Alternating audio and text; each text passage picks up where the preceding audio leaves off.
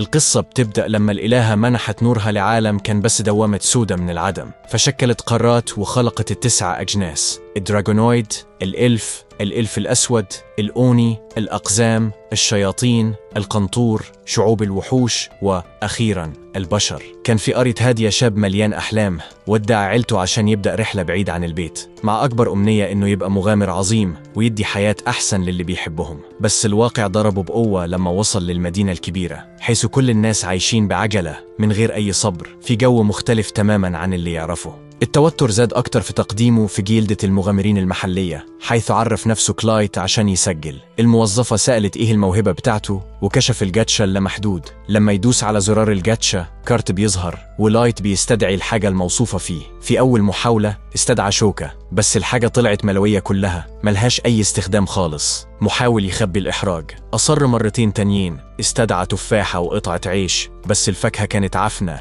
والعيش متعفن. الولد المسكين حاول يجادل إن الموهبة بتاعته عادة أحسن، بس الموظفة متشككة جدا ادته هوية كلاس اف الأقل في الجلدة من غير خيارات تانية. لايت قبل التصنيف وبخيط أمل سأل عن شغل متاح. الست أشارت لسبورة فيها أبسط المهام، بس جت ضربة تانية. معدل الأمية في المنطقة كان عالي جدا، ولايت ضحية تانية ما قدرش يقرأ كلمة واحدة. بعد تأكيد ده الموظفة أشارت لشغل يدوي أساسي زي جمع الحطب ونقل البضايع. رغم الأجر القليل بطلنا شمر واشتغل بكل قلبه، كرس جسمه وروحه عشان يعمل أحسن ما يقدر. مكافأته جت بالليل لما متعب استلم كيس صغير بعملات من قيمة قليلة قوي، لدرجة إنه حتى بعد يوم كامل شغل بالكاد يكفي يشتري وجبة محترمة. وعشان الوضع الصعب يبقى أسوأ، مجموعة من شعوب الوحوش قرروا يستفزوا الولد المسكين، وقعوه على الأرض وسرقوا فلوسه اللي تعب عليها. فوق ده الناس حواليه شهدوا المشهد وتصرفوا بلنبلاه تامة. بعضهم حتى قال له يطلع من الطريق كأنه بس زبالة مرمية في الشارع. مع ذلك مش كل حاجة كانت أشواك. لمفاجأة الولد، من نفس المجموعة اللي هجمته إلف جميلة زي النهار مدت إيدها عشان تساعده، ركعت على الأرض وادته حضن، إشارة حب ما كانش يتخيل إنه يستلمها. إلف بتوسخ ركبها عشانه. لايت فكر إنه بيحلم، بس الست أكدت له إن ده كله حقيقي. المجموعة بتاعتها اسمها كونكورديا القبائل، كان عندها أعضاء بيمثلوا كل واحدة من التسع أجناس المولودة من نور الإلهة: الرجل الوحش جارو، الإلف ساشا، الدراغوني دراغو، الشيطان ديابلو، الأوني أوبورو، القزم نانو، الإلف الأسود سيون، والقنطور سانتور. كان ناقص جنس واحد بس عشان يكملوا المجموعة، وعايزين لايت يبقى العضو الأخير بيمثل البشر. مع بعض هيحاربوا ضد التمييز ويخلوا العالم أكتر مساواة. أكيد لايت ما يضيعش فرصة زي دي ووافق على طول انضم للفريق. بس مواكبة مجموعة قوية قوي من المغامرين ما كانتش سهلة خالص. مع مرور الأيام لايت واجه مخلوقات قوية بشكل رهيب، وكونه الحلقة الأضعف كان دايما محتاج يتحمى بواسطة رفاقه، عادة بواسطة ساشا اللي كانت بتحرص تخلي الشاب البشري آمن كل ما تقدر. بسبب التصرف الحمائي المبالغ فيه ده بقت هدف لمزح الأصحاب اللي كانوا بيقولوا إنها دايما بتحط لايت تحت جناحها. كانت بتحلف إنها بس بتحاول تمنعه يتأذى عشان لو حاجة حصلت ممكن يلطخ سمعة المجموعة. الحقيقة إنه حتى لو مش مقاتل، لايت كان بيبقى مفيد بحمل حاجات الحلفاء وتحضير شاي رهيب خلال فترات راحة المغامرات، اللي شوية شوية كسب ثقة الرفاق. لحد ما في لحظة معينة جوه سرداب الزعيم دراغو طلب من الكل يوقفوا. حسب قوله المكان ده عمليا طريق مسدود، كان مثالي لما هيعملوه. الجو بقى تقيل والتوتر كان واضح على وش كل عضو في المجموعة غير لايت اللي بريء، فكر إنها بس وقفة للراحة وبدأ يحضر الشاي المعتاد بتاعه. مع ذلك دراغو كشف السبب الحقيقي: الشاب البشري كان بيتطرد من المجموعة. لايت مصدقش اللي سمعه، مش قادر يفهم سبب قرار مفاجئ كده، عشان كل الناس كانوا يبانوا بيحبوه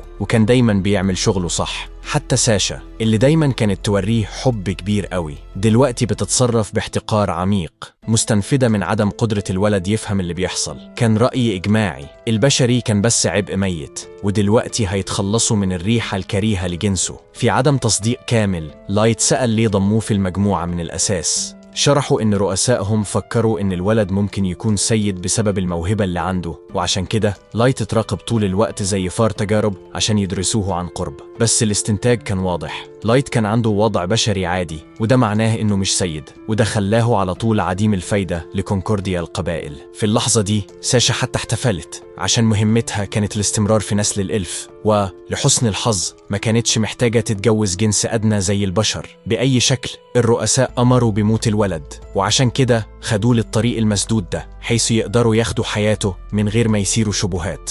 عشان ينفذ الأمر، الرجل الوحش جاره وري مخالبه الصلب اللي هتستخدم عشان يمزق الهدف البريء بضربة مباشرة في وش لايت. الدم بدأ ينزل، وفي اللحظة دي الولد اتأكد إنهم فعلا هيقتلوه هناك ودلوقتي. غريزة البقاء البشرية خلته يجري بيأس على حياته، وساعتها ساشا رمت سهم ثقب رجله بعنف قطع هروبه وخلاه مستسلم تماما للموت. من غير ما يستسلم، لايت زحف على الأرض بينما جاره بيقرب. كل ثانية بتعدي وهو بيعيط. الولد كان بيصرخ إنه مش عايز يموت، بس إظهار الضعف ده بس زاد رغبة الراجل الوحش إنه يخلص منه. وبضربة من القدر، لايت ضرب الجاكبوت لما شغل بالصدفة فخ نقل فضائي على الأرض. عدوه حتى حاول يمنعه، بس لايت قدر يهرب بنجاح، ودلوقتي كان آمن، أو على الأقل لحد دلوقتي. على ما يبان، المكان اللي خلص فيه كان في أعماق السرداب، حيث مخلوقات قوية بشكل لا يصدق أكيد بتتربص جاهزة تظهر في أي لحظة. عارف إنه هيموت، لايت عيط وودع عيلته في أفكاره عشان مش هيبقى عنده فرصة يعمل ده شخصيا.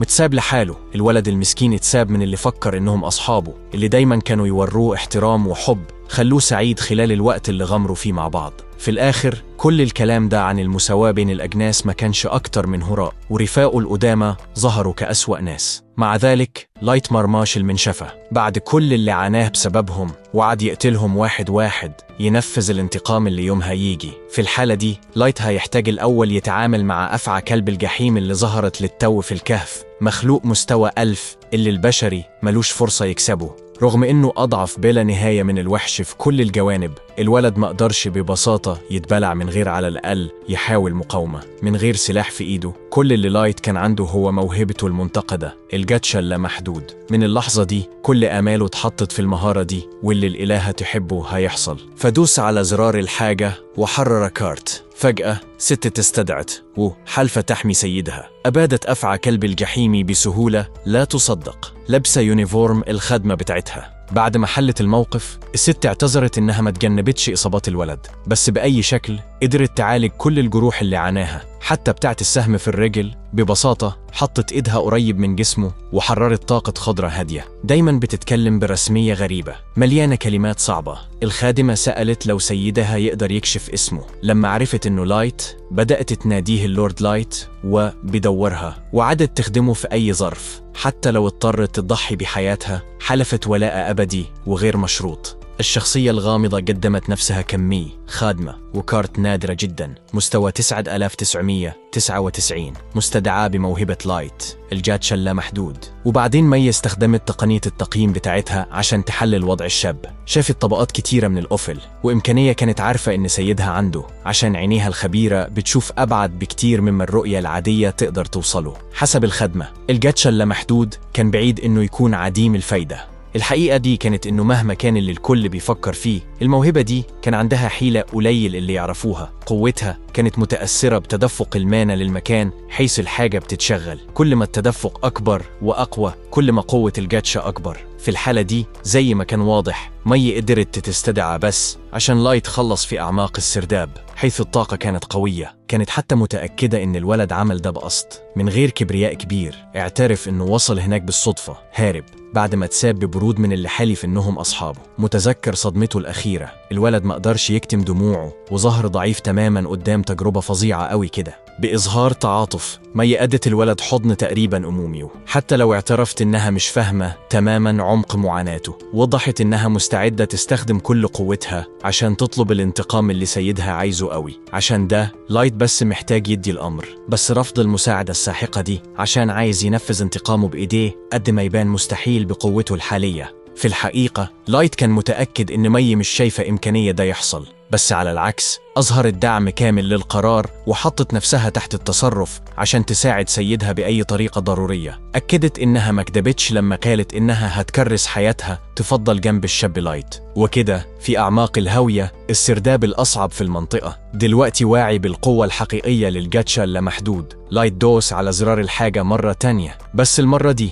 بهدف أكبر: بناء مملكة تساعده ينجز انتقامه. من اللحظة دي الغرفة المظلمة دي بدأت تتبلع بطوفان حقيقي من النور. 3 سنين عدت من اليوم المشؤوم ده، حيث بطلنا تساب كأنه كيس زبالة. ولو في الماضي أيام القتال كانت شديدة ومرهقة، نقدر نشوف إن حالياً أيام المجد هي واقع لايت. بيحكم مئات الخادمات جوه قصر هو نفسه خلقه، ومي زي ما وعد دايما جنبه. كل الخادمات يبانوا مفتونين تماما بيه، بيحتفلوا كل مرة يتلاحظوا، بينما مي بوقفتها المثالية بتقول للكل يتصرفوا كويس. بيسيب القصر، لايت بيمشي في السوق المحلي حيث الكل بيعرفوه. واحد من الباعة بيناديه للفطار، بينما تانيين بيحذروا من نقص الحلويات في البلد.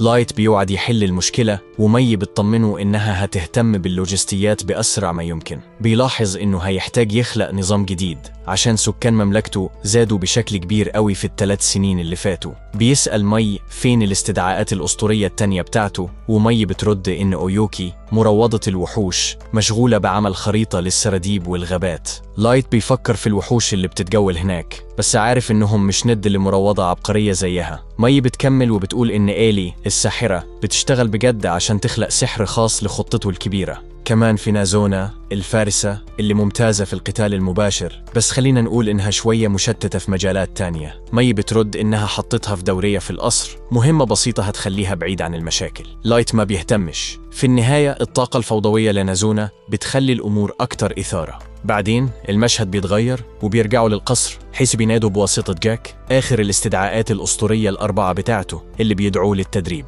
مي شوية متضايقة، بتقول لجاك يخاطب لايت بالاحترام المناسب، بس جاك بأسلوبه المريح بيتجاهلها تماما. لايت بيقول لمي إن كله تمام عشان بيعتبر جاك أخ كبير. في ميدان التدريب الاتنين بيستعدوا. بانفجار سرعة لايت بيجري للأمام وبيضرب لكمة مباشرة في البطن المنحوتة لخصمه، بيدفعه لورا بقوة مفاجئة. راضي جاك بيمدح قوة لايت، بيقول إن مغامر عادي كان مات باللكمة دي. بيتقابلوا في وسط الحلبة تاني، بيتبادلوا ضربات قوية. في نفس الوقت في جزء تاني من القصر، نازونا بتدورية في الممرات وراسها فاضي لما خادمات تانيين بيقربوا منها، بيتملقوها وبيقولوا إنهم بيحسوا بالأمان وهي قريبة. نازونا بتفرح، بتقع في فخهم على طول. الخادمات بعدين بيقترحوا إنها لازم تتأكد من مخدع لايت عشان تتأكد إن كل حاجة آمنة. نازونا بتفكر إن دي فكرة عبقرية وبتجري للأوضة. لما بتحاول تفتح الباب بتصطدم بمي. نازونا بتسأل إيه اللي مي كانت بتعمله هناك عشان لايت كان بيتدرب. مي بتحمر بشدة، بتتلعتم وبتقول إنها كانت بتنظف الأوضة. نازونا بتصر إنها محتاجة تتأكد من المكان، وقبل ما مي تقدر توقفها بتدخل وبتلاحظ السرير المبهدل. ببراءتها بتعلق إن يبان إن حد كان بيتدحرج ويشم المخدات، وبتسأل لو مي عملت ده بقصد.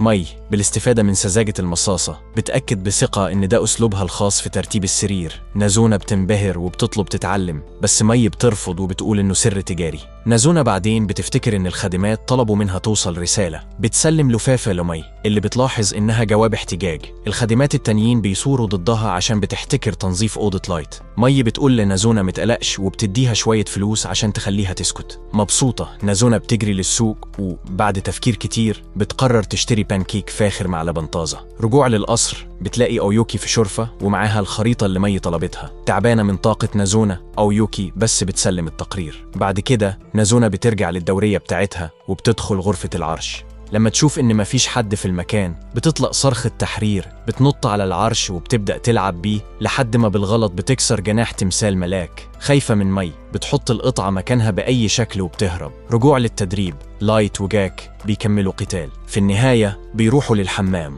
وجوه البانيو العملاق جاك بيمدح لايت، بيقول إنه بقى قوي قوي لدرجة إن معظم مخلوقات السراديب هتبقى لعب عيال ليه. مع ذلك بيحذر إن لسه في أعداء أقوياء هيدمروه في أول فرصة. لايت بيجد بيفكر في الخيانة اللي عاناها من 3 سنين، وبيأكد إنه مش هيرتاح لحد ما ينتقم. في مخدع مي بتستدعي ال4 خادمات المشاكسات وبتقرأ جواب الاحتجاج بصوت عالي قدامهم. ال4 بيسكتوا وبيعتذروا، بيقولوا إن ده كان بس طريقة لإظهار الدعم عشان عارفين إن مي متحملة ضغط. مي بترفض طلبهم إنهم ينضفوا أوضة لايت، وكعقاب بتأمرهم ينضفوا الممر العملاق لحد غرفة العرش باليد. في نفس الوقت نازونا بره ووشها مضغوط على واجهة محل بتتأمل قفاز عايزاه بس ملهاش فلوس تشتريه. إيلي بتصطدم بنازونا وبتسأل إيه اللي بتبص عليه. إيلي بتكشف إن البناء اللي كانت بتشرف عليه ماشي كويس، فقررت تاخد استراحة. الاتنين بيبدأوا يتناقشوا عن مين أقرب للايت. إيلي بتتفاخر إنها متورطة مباشرة في خطة الانتقام على عكس نازونا، حتى بتذكر إن كان عندها شاي بعد الظهر جميل مع لايت، وإن المرة الجاية هترتب عشاء خاص. رجوع للقصر، ال4 خادمات وهم بينضفوا مشغولين بالتآمر ضد مي، بيذكروا إن طغيانها بيوصل للستراتوسفير. بيفكروا يوشوا بمي للايت بس بيتراجعوا خوفا من غضبها. بيستنتجوا إن لايت بيهتم بمي قوي عشان كانت أول استدعاء بتاعه عدت 2 شهر كاملين معاه لوحدها في السرداب. مغمورين بالغيرة بيبدأوا يتدحرجوا على الأرض وبيقرروا يعملوا طقس فودو عشان يشيلوا مي من المعادلة. مع ذلك للأسف بالنسبة لهم مي بتسمع كل حاجة وبتدخل الأوضة، بتتهمهم بالتآمر. فورا بيعتذروا، بس مي اللي كانت رجعت حاسة إنها كانت قاسية قوي دلوقتي بتفهم إنها ما كانتش قاسية كفاية. بتأمرهم ينظفوا غرفة العرش كمان، عاجزين بيطيعوا. وهم بينظفوا التراب من العرش، الخادمة ذات الشعر الأخضر بتوقع قطعة جناح الملاك اللي نازونا كسرتها. الخادمات بيتخضوا، بيفكروا إن ده ذنبهم وبيتخيلوا إيه اللي مي هتعمله فيهم. في الصبح التاني لايت بيدخل السرداب وبيلاقي نازونا، إيلي وأويوكي مستنيين خلاص. بيقولهم صباح الخير، بينما نازونا وإيلي فوراً بيبدأوا يتخانقوا. فجأة وحش بيظهر من الظلال ولايت بيتجمد، كلب جحيم زي اللي شافه في اليوم المشؤوم ده لما اتساب عشان يتقتل. عارف إنه أقوى بكتير دلوقتي، بس صدمة اليوم ده لسه بتطرده. دمه بيتجمد من رؤية المخلوق بس. مع ذلك مجموعته ما بيحسوش بخوف، بالعكس بيغضبوا لما يشوفوا إن الوحش ضايق لايت. نازونا بتستعد تقطعه لقطع صغيرة، اللي بتطلب إذن تستأصل فصيلة كلاب الجحيم كلها من العالم. وأويوكي بتتساءل لو تقدر تلاقي الجحيم نفسه بس عشان ترمي الوحش في أعمق حفره. هلتهم بس بتبعت الوحش يعيط لورا، فاهم قد إيه متفوق عليه. مع ذلك لايت بيهدي مجموعته، بياخد نفس عميق، بيستعيد هدوءه، وببطء بيقرب من الوحش، بيدي طبطبة على راسه. عارف إنه حتى لو أمر كمزحة، استدعاءاته الأسطورية فعلا هيقضوا على الفصيلة كلها. بعدين بيلف ليهم ببريق جديد في عينيه وبيعلن إنهم محتاجين يطلعوا للسطح اليوم ده، فخطة انتقامه بتبدأ. ومع الوعد بالانتقام ده اللي أخيراً بيتحط في الحركة، الحلقة التانية بتوصل لنهايتها.